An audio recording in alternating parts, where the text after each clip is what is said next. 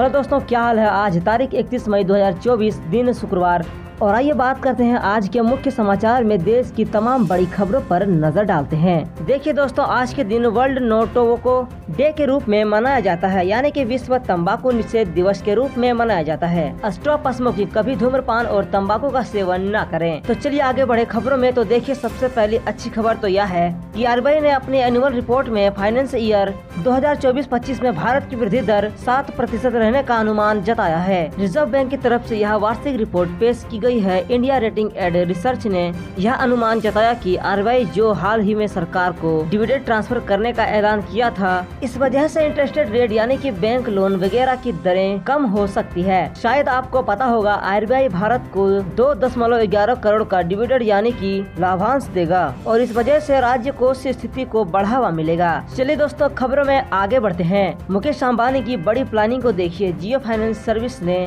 Launch की जियो finance app, और इस ऐप के जरिए यूजर्स को काफी बेनिफिट मिलेगा, जैसे कि digital banking, UPI, transaction claim, settlement, insurance जैसे काम आप जियो फाइनेंस के जरिए आप आसानी से कर सकते हो। इसमें डिजिटल बैंकिंग, यूपीआई ट्रांजैक्शन, बिजली बिल जैसी सर्विस मिलेगी। तो चलिए दोस्तों, आगे बढ़े खबरों में। भारत के लिए एक और बड़े गर्व की बात है। देखिए, अब टाइम मैगजीन की 100 से भी ज्यादा प्रभावशाली कंपनियों में भारत का भी दबदबा देखने को मिला। Reliance, Tata, serum institute company शामिल हुई। टाइम मैगजीन की तरफ से वर्ल्ड की टॉप 100 कंपनी की लिस्ट जारी की गई, और इसमें इंडिया की ये 3 कंपनियां भी शामिल हुई, जो कि हिंदुस्तान के लिए एक बड़ी अच्छी बात है। तो चलिए दोस्तों, आगे बढ़े खबरों में। फोन पे ने सिक्योर्ड लोन कैटेगरी में रखा कदम, और 6 नए प्रोडक्ट लॉन्च किए हैं। फोन पे के जरिए अब आपको अलग अलग तरह के लोन मिल पाएंगे। 6 तरह के, जैसे mutual fund loan, gold loan, bike loan, car loan, home loan और एजुकेशन लोन। इन सुविधा पर लाभ आपको फोन पे प्लेटफॉर्म के जरिए उठा पाएंगे। इसके लिए कंपनी ने कई सारे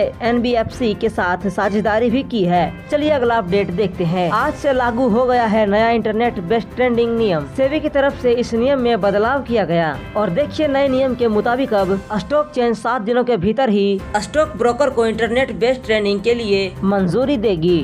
पहले इसकी समय सीमा 30 दिन थी, लेकिन मतलब आप किसी ऑनलाइन ब्रोकर प्लेटफॉर्म के जरिए जुड़ते हो तो 7 डेज के अंदर आपको ट्रेडिंग की सुविधा मिल जाएगी। सेबी की तरफ से यह बड़ा फैसला लिया गया है। चलिए बड़ी खबर को देखिए। आरबीआई ने अपनी एनुअल रिपोर्ट में बैंकिंग फ्रॉड को लेकर भी जानकारी दी, और सरकार को भी चेताया, और कहा कि अब बैंकिंग सेक्टर में और इस कैटेगरी में सबसे ज्यादा धोखाधड़ी होती है। देखिए, रिजर्व बैंक के आंकड़े भी फाइनेंशियल ईयर 2024 में बैंक धोखाधड़ी मामले में 166% से बढ़कर 36,000 से भी ऊपर पहुंच चुके हैं, जबकि पिछले FY23 में यानी फाइनेंशियल ईयर 2023 में 13,564 फ्रॉड के मामले सामने आए थे, लेकिन इस बार जस्ट डबल से भी ज्यादा हो गया है। आरबीआई की इस तरफ से एनुअल रिपोर्ट में जानकारी दी गई, और रिजर्व बैंक ने धोखाधड़ी से बचने के लिए कुछ सावधानी बरतने की टिप्स भी दी है, आप देख सकते हो। वहीं बैंक नोट्स को लेकर भी आरबीआई ने डाटा जारी करते हुए कहा, अभी मौजूदा चलन में 500 रुपए के जो नोट हैं, उनकी कुल हिस्सेदारी 86% तक पहुंच चुकी है। मतलब अभी हमारे देश में करेंसी से सबसे ज्यादा नोट 500 के ही हैं। इससे पहले 2000 के नोट को वापस आरबीआई ने कलेक्ट कर लिया था, और बाकी अभी 100-200 के नोट वो बहुत कम ही मात्रा में हैं। चलिए खबरों में देखिए।